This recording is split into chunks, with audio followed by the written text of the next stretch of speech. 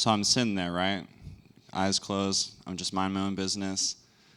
This guy comes up to me and keeps tapping me on the shoulder. He's like, "You gotta get up, man. You gotta get up." And here I am, like, I'm just trying to have a nap. I'm just trying to relax a little bit. This guy keeps poking me. He's like, dude, you gotta get up. And I'm like, all right, fine. So I hop up, got my backpack on my back, and I'm looking around, and then I look straight up, and I'm like, holy cow, where am I? How many guys have ever been to Times Square in New York? Hold your hand up if you've ever been there. All right, it's a lot of people. How many of you guys have ever been to Tokyo?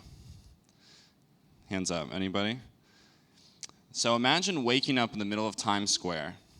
You have no idea where you're at, and you're looking around, and you don't understand the language anyone's saying. Everything is foreign, no one's speaking English, and you're completely disoriented and lost.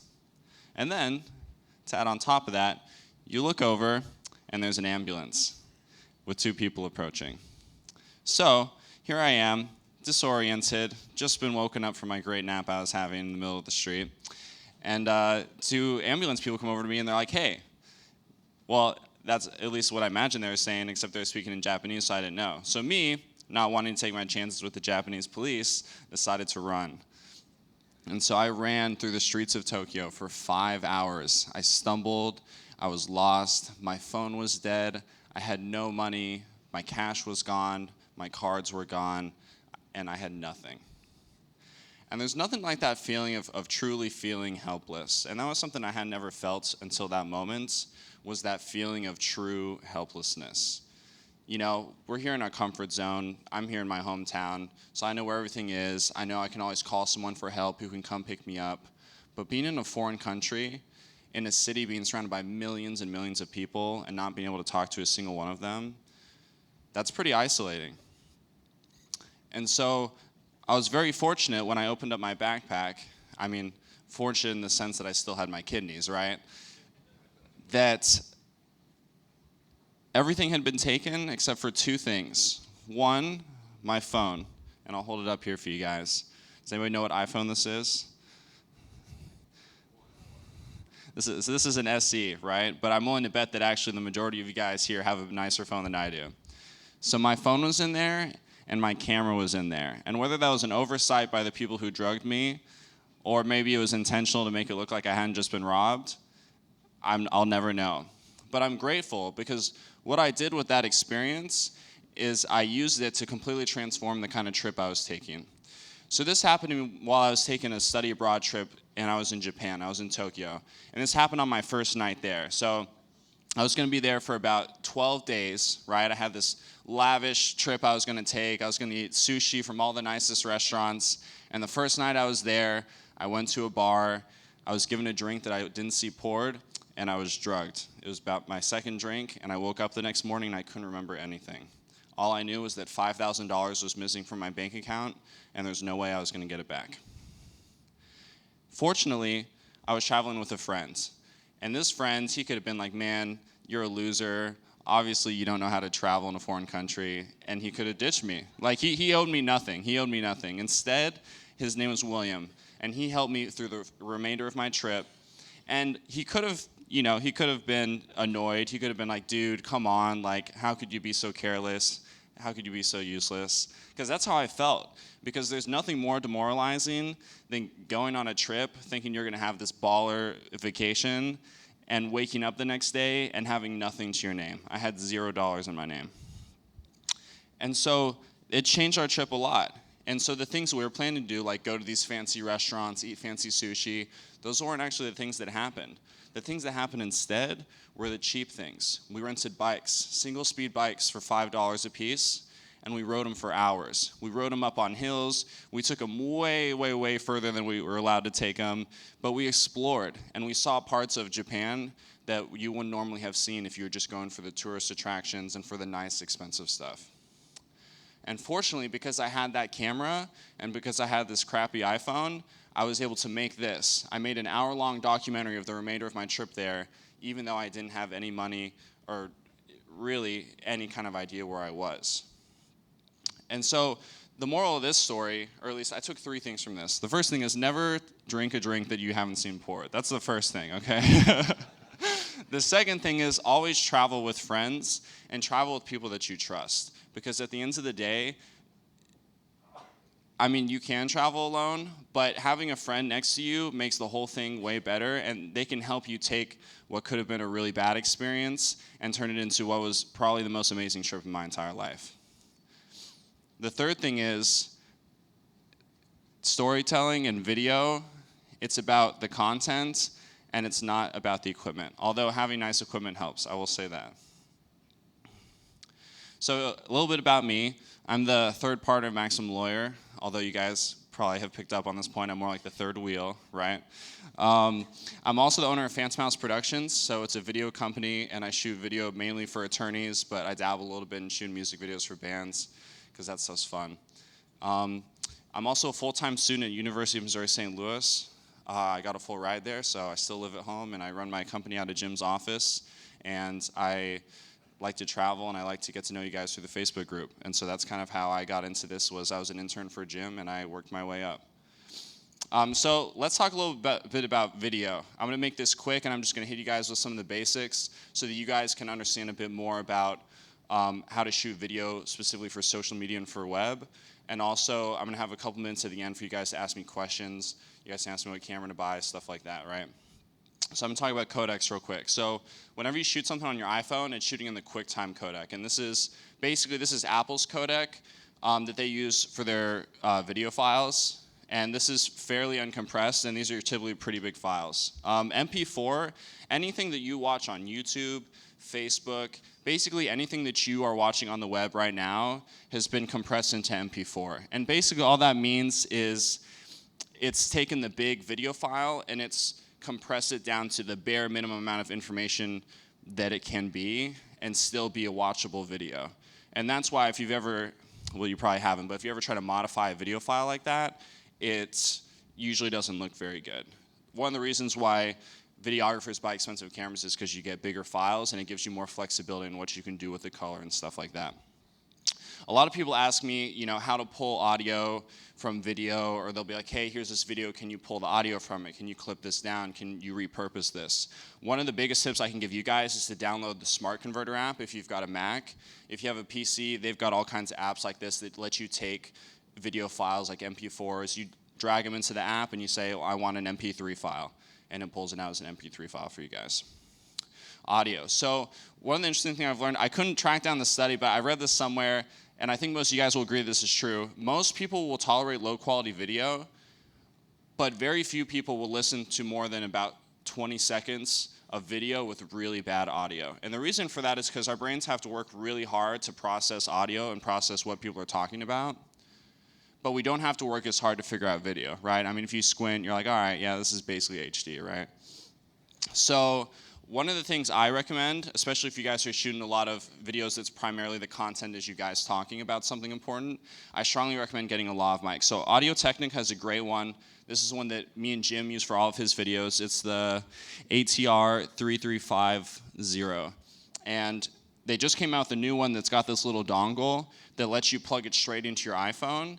And you can also use it on a camera if you already have a camera as well. And this one's really good. And this is really honestly all you need. You don't need anything fancier than this. It's like $30. So people ask me all the time, like this is the most common question I ever get asked, is what kind of camera should I buy? I've got $1,500, what camera should I buy? And I always say, go buy whatever the newest iPhone is, because that's seriously all that you need. So your iPhone, or honestly, anyone in here with a phone that's newer than like 3 years, as long as it's not older than 3 years old, you guys have 4K capabilities on your phone. 12 years ago, when the Red 1 came out, it was revolutionary because it was the first digital camera that could shoot in 4K resolution. It was a $50,000 camera, and it was groundbreaking because no one had even been able to get close to that kind of resolution. And right now, we're all walking around, we're using it for texting and stuff like that. But we have the equipment right now to shoot better quality video than companies were spending millions and millions of dollars to shoot just 10 years ago. So whenever people ask me what kind of camera they should get, that's what I say. Now, if you're willing to spend way more than that, then that's a whole other issue. But at that point, you're running more of a video or marketing company, and that's when something like that would be useful. But using your iPhone, using your Samsung, whatever you have, That's honestly my recommendation. So the other really important thing is having really, really good lighting. And a lot of people underestimate how important lighting is because it's usually kind of an afterthought.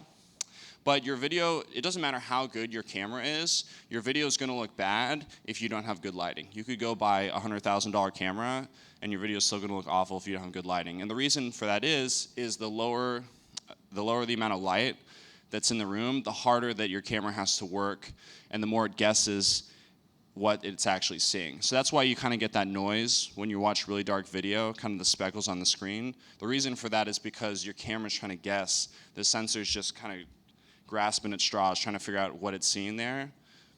And it's not able to adjust like our human eyes are, which is why you get that weird kind of look.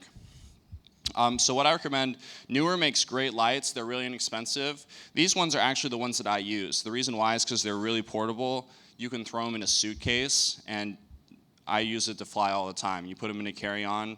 I can carry them with myself on the flight. And they're adjustable.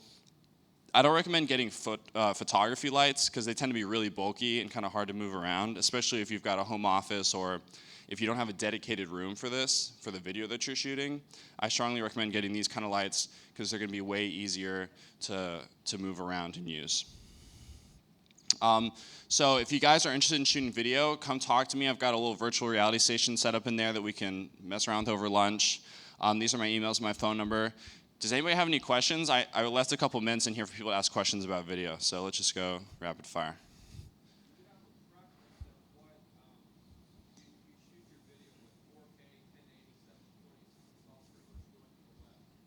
Yeah, so I shoot in 4K, and the reason why I do that is because it gives me the ability to crop in, because essentially, like a lot of times, if you're shooting in 720, if your shot's kind of off and out of frame, or if you're not getting something in the shot that you want, there's no way to pull back and get more of the shot in. But with 4K, I'm always able to crop in.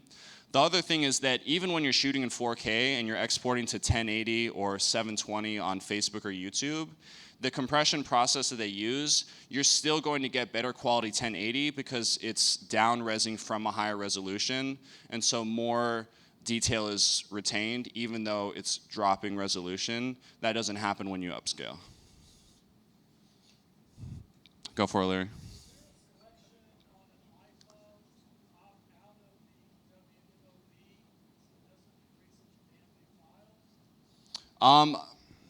I don't believe that there is. I think that they do that intentionally. Yeah, I'm not sure if there is. There might be an app for that, but I'm not sure. Vertical video versus horizontal video.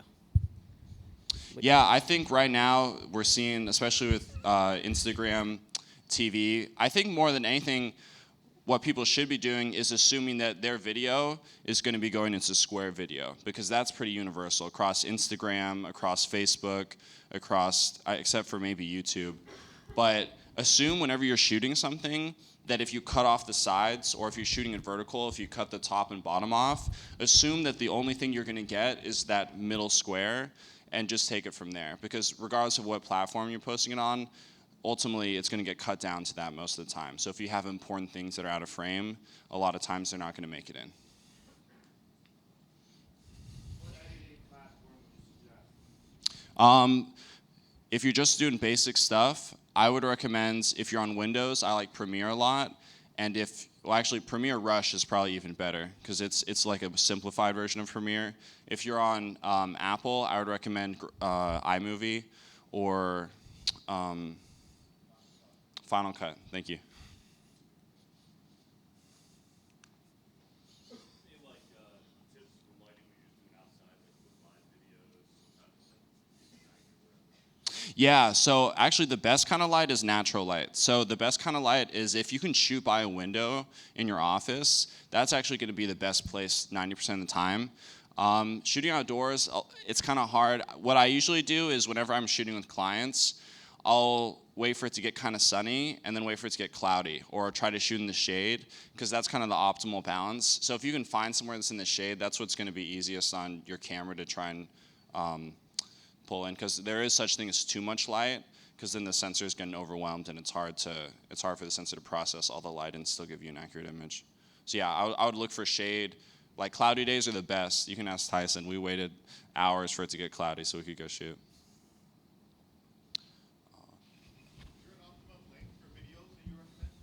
Yeah, for YouTube, I think the sweet spot is between like 4 and 6 minutes.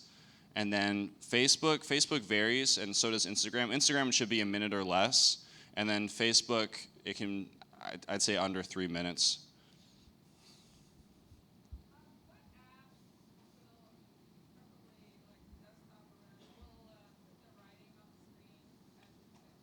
Ooh, you should ask Joey. Joey knows because he was just telling me about it yesterday. The app that lets you auto caption. Okay, all right, I'll keep talking. Let me know if I'm out of time too. I'm out of time. Alrighty, I'm out of time. Thank you guys so much.